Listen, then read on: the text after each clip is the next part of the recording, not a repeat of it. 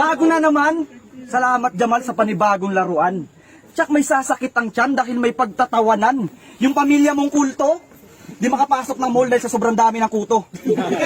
Eto naman, first time makapunta ng SM para magbenta lang ng buko. So asa na yung mama mong tambay sa lumboyan? Pakisabi, miss na siya ni Escobar, laro na raw sila ng unggoy-ungguyan. Tapos yung papa mong kamagong, sarap gawing uling tangina. Lakas magpabaga ng papa mo, pati lahi nyo, sinunog niya.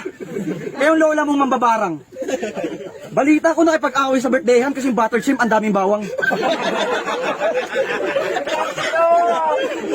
Tapos yung lolo mong donggalo, balita ko tumigil na mag-rap. Hindi makasabay sa uso, di kayang mag-mumble rap. Eh yung kapatid mong sa M-Tags, balita ko pinalayas. Wanted daw sa Rampano, magnanakaw ng bayabas. Hanip sa pamilya. Kada miyembro may eksena. Pero wag ka, may killer pang bunso. Yung puwapatay ng baka, Diyos ko po, ngayon balik tayo sa mama mo.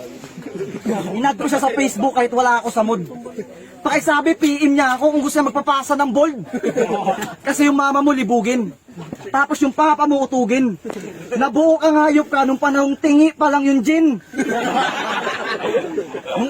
Nung ilalabas ka na ng mama mo, tangin ang hirap mong hanapin. Sabi ng doktor, tara nurse, biyakin natin. Bigla sumingit yung papa mo may dalang bara, sabay sigaw, wag dok, kukain natin.